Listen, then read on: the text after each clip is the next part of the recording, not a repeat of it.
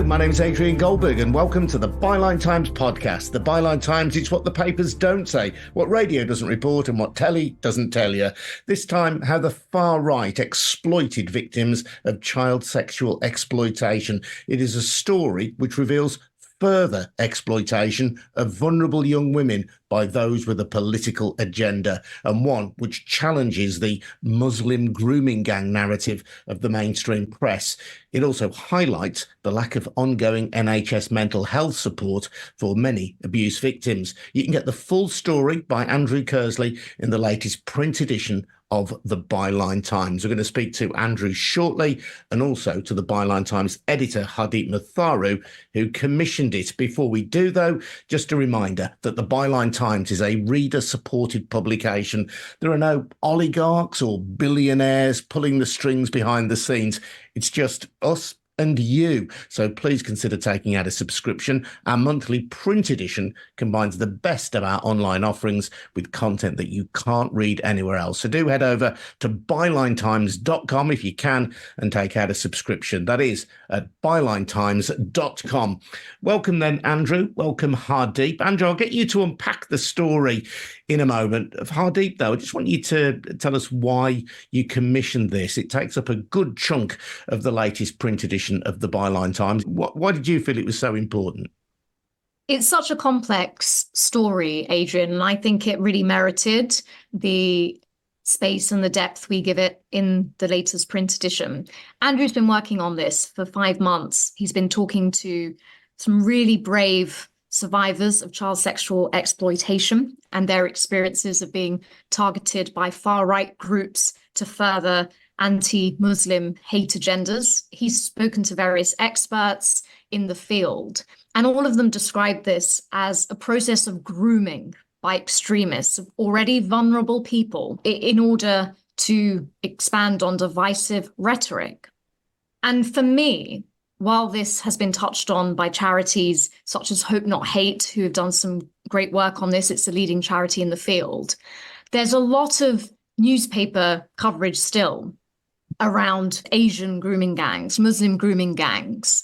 And I don't think we're getting the full picture in terms of how a focus on that as almost the sole issue of concern when it comes to child sexual exploitation actually means that we are missing as society a national crisis of child sexual exploitation. This is a widespread problem, but what we're getting in the media is a regurgitation of narratives that are being used by people holding positions of high office. So one prominent example of this is the former Home Secretary, Suella Braverman, who just last year was talking about Muslim grooming gangs and British Pakistani men being the sole perpetrators of this type of offence, when the Home Office's own commissioned report into this showed that that is not the case. And so I think there's an urgency around it. Given how politicians are using divisive, race-driven rhetoric, particularly in this political climate, but also because child sexual exploitation is an issue we seem to just be tolerating in society. Of course, there was massive amounts of publicity when high-profile cases like Rochdale and Rotherham and others came to be exposed. But since then, we haven't really been digging down into it. And the really courageous survivors who Andrew talked to over 5 months, they really wanted their voice to be heard on what has been happening to them after the abuse they've already endured. And other established media outlets declined to provide them a platform, which I think is a real missed opportunity and something that I hope Byline Times can rectify, because it's those survivors who are being failed. They're being put at continued risk. And it's a story that ultimately affects us all, because if we don't have a public services and politicians and a press who understand the depth and the scale of child sexual exploitation in society, then we're not going to be able to, one, protect the survivors who are now being targeted, but also generally just tackle this issue in a way that it deserves to be, considering the amount of trauma and damage it causes to individuals. And I think what I'm most proud of that Andrew has managed to do with this piece of work is not only come up with some really strong case studies of where this is happening and the implications of that for survivors of child sexual exploitation, but he's also brought to the surface why, on a philosophical level, this issue is such an important one for us to be aware of, and is so often the one we want to turn away from. It's too vulnerable, it's too close, it's too horrifying for us to look at the scale of this crime that's happening. It's prevalent in society. And by turning a blind eye to it, by not wanting to get too close to the details beyond the high-profile scandals, we as a society are also just tolerating a state of affairs in which this is a national crisis, and we're hardly ever talking about it outside of sensationalist headlines. So I really hope that readers will take the time to read all 4 parts of this investigation and really just have their thoughts provoked as to how many different strands this situation is about. And Andrew, one of those case studies was a young woman called Lara, not her real name. I just think it might be useful to talk through one individual case study. She was obviously requested her anonymity, but just so we can get a handle on how abuse victims are being exploited by the far right. Yeah, so in Lara's case, this was the first person that I spoke to, 5 months ago. Her experience was typical of a lot of those we spoke to. So as a survivor of childhood sexual exploitation in Hull, she had spent several years trying to get support, help, be it psychological, financial, whatever, just wider support to help deal with the just lifelong issues that come from this kind of abuse, to little or no avail. She was told by some other survivors in the area that there was a group that was campaigning on the issue, that was going to get survivors mental health support, access to therapy. It was a godsend. The way she talked about it to me, she was praying in the taxi over to the meeting, thanking God that she might finally be getting access to some support. Obviously, when she goes to this meeting, it's very different than what you might expect. I think the perception was that it was going to be something like a charity or a support organization. Instead, it's a political campaign group, a street protest group initially, from what we found out, called United Hull. They were meeting in a pub. It was all kind of older men in this room. And slowly but surely, as this evening goes on, it becomes more and more apparent. She felt it was less about survivors and more about a political agenda. People mentioned that grooming was the result of political correctness, that only certain communities do it, and some pretty graphic racial slurs were used while making that point. And even though this promise of therapy was still there, I think in her case, she felt like she couldn't continue to be associated or to go with this group. But other people she's aware of or know had connections, continued going. Some were offered therapy, others were offered financial support, food, clothing, stuff to just help them make ends meet. But in exchange, there was a expectation that people ought to speak out at rallies to help them campaign.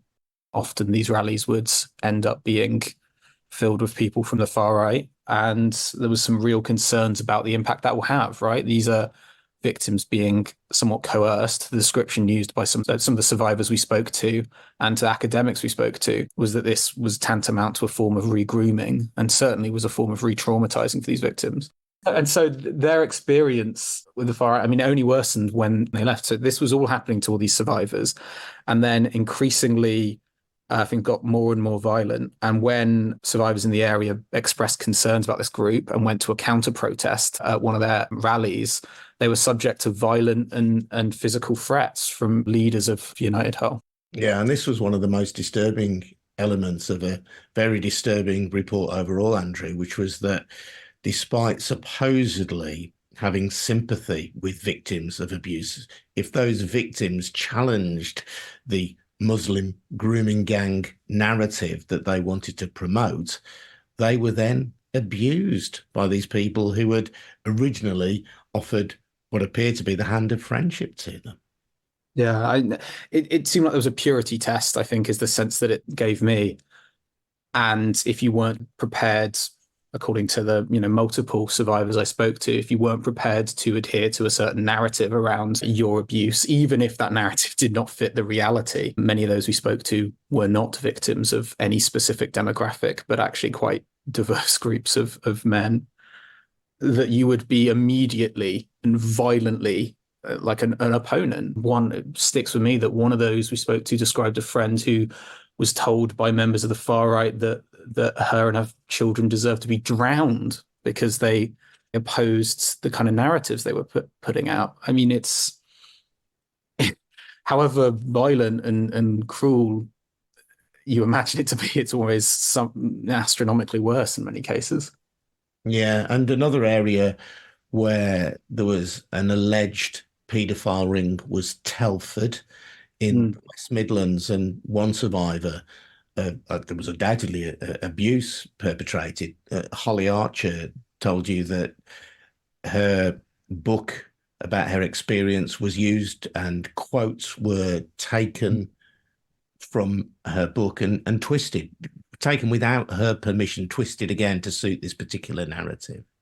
Yeah, and I think it's really telling where it was, because certain areas that had prominent scandals around grooming gangs and South Asian grooming gangs obviously are, the prime targets for the far right. And among dozens of other things we document in this article, it kind of shows how hollow the support is for these survivors if you're prepared to manipulate their experiences to the point where they feel like they're being used as a propaganda weapon. The worst part in her case was like, what can you do about that once they've started kind of manipulating your words like that? It was really shocking and sadly emblematic of something that was happening up and down the country. The number of groups with links to the far right, both direct and indirect, that are campaigning around this, and the dodgy data put out, despite, as Hardeep highlighted, the Home Office's own research suggesting that there isn't any evidence of any particular demographic being overrepresented. I mean, you'll find a litany of terribly conducted studies, pseudo evidence to back up this assertion. And, it's not just dangerous for society, but it's particularly dangerous for survivors themselves. One, having their stories twisted, but also it creates what a lot of academics I spoke to called a hierarchy of abuse, that basically certain forms of abuse were seen as valid because they fit that narrative and others did not. And once you end up in that hierarchy, well, the already dwindling support that exists is going to be even harder to access if you're at the bottom. I think Priti Patel as well, Suella Braverman's predecessor at the Home Office, when a report was presented to her suggesting that there was no particular singular group of people responsible for child exploitation, she sent the academics off to do better research next time. Priti Patel clearly had a very formed view that wanted to find that South Asian or Muslim grooming gangs were responsible. And when the academic research didn't support it, her view was, well, go away and find the evidence. I remember that at the time, and I spoke to a researcher, Ella Cobain, about this. I found that absolutely shocking. And I know that you've spoken as well to Nazir Afzal. Nazir is a Muslim. He was the chief Crown prosecutor for Greater Manchester, and he bust the grooming gang, and there was a grooming gang in Rochdale in Lancashire. But again, that kind of confounds the idea that there are people who are willing to commit to a conspiracy of silence around this. I mean, good people everywhere want to see these kind of horrific gangs or individuals, whoever they may be, busted because they're harming young women. Well, and this was the fascinating thing about what Nasir told me. I mean, first off, he really directly pointed the finger at Suella Braverman and mainstream politicians. I mean, you mentioned Priti Patel there, but he did not mince his words when he said that, this narrative has always existed, right? This idea of child sexual exploitation being something that only comes from outside, as if somehow people who are not Muslim or not South Asian or incapable of it or something. But he was, very, very clear that the mainstreaming this narrative by certain politicians has given a lot of energy and given a lot of validation to a lot of the far right who are campaigning on this. I mean, he compared being swamped by far right figures back when he was first doing those prosecutions. And he said, while it existed then, it was kind of chalk and cheese compared to the size of the far right and the amount of traction the far right is getting by campaigning on this. Hardeep, I think a disturbing feature of Andrew's report is the lack of mental health support out there generally for these victims of abuse. I mean, that creates, as it were, the vacuum into which these far-right actors can emerge. I mean, all of us should be concerned about this lack of mental health support for anybody who needs it, but particularly for these very vulnerable victims of sexual abuse. Yes, exactly. Because as Andrew explores in his investigation, there was a reason why these survivors of child sexual exploitation decided to attend some of these meetings and were sort of vulnerable to these groups because they were at their wits' end. I mean, they needed support. And I think, again, this is how it comes back to how as a society we're prioritizing our resources and also how trauma is viewed. I think what really comes out in these articles is that it is not just something that happens to you and then you move on from. It is something that is ever present with you. And I think with that being the case, when there isn't the support there, whether it's mental health support or even if, the survivors who Andrew explores the stories of, they're living in some cases sort of chaotic lives. They're not perhaps embedded in strong communities of family and friends, and therefore they need support of all kinds. And what was really poignant, I think, is one of the survivors who said, well, I'm just a working class girl. That's why I'm looked at in a certain way as a survivor, and no one really cares about what happens to us. And I think that's another aspect of it, that these people are vulnerable and really need that support. And because their lives are not completely stable, that goes against them because that creates a stereotype and a stigmatization, which I think also, to be honest, is factored into why we're not prioritizing this kind of support for the people who need it. And yeah, it's really worrying. It's very worrying because it just means that far-right groups, extremists of all kinds, can step into the vacuum, as you say, that's created and take advantage of it. I mean, the thing that really struck me was that obviously there are these failures in the short term that have been rightly exposed and talked about at length. Police officers failing to log cases, dismissing survivors as child prostitutes rather than victims of child sexual exploitation, systemic failures by social workers to look into stuff that have enabled really, really serious cases and really, really widespread child sexual exploitation to happen. But I think what's shocking is there's been this conversation about that and potentially, hopefully, you'd see some change. But this idea of then what happens next, well, there's just nothing for survivors there, really. I mean, the government recently announced plans to increase its support funding for survivors of CSE. But we did the maths and it would account to about £22 per new victim of child exploitation each year. I mean, it's nothing compared to the scale of this problem, which, like Hardeep talked about, happens to 1/6 of girls, 1/10 of all children before the age of 16. I mean, it's the scale of failures to support people it's kind of beggars belief, really. It's one of those, it's the thing I found maybe most shocking was just this huge void that is there. Yeah, I mean, it's such a difficult area to talk about, isn't it? But by the nature of the crime is difficult to discuss openly. It makes many people feel uncomfortable. But the Home Office's own research showed, I think, that the majority of offenders responsible for child sexual abuse are white men under the age of 30. Clearly, nobody should be demonized, no group, no individual for a crime they didn't commit. But if we were looking to identify a group, that's where the evidence suggests the problem lies. Yeah, I guess the only thing I'd flag is that, obviously the majority in the country in terms of racial makeup is white British. So I guess what the stats reflect more than anything is that this stuff is rampant in every community. And there is no evidence to suggest it skews any way, any specific community. And I think it's interesting, isn't it? That it's just so shocking and like almost virulently disgusting a crime. You can kind of understand this compulsion to compartmentalize to other it.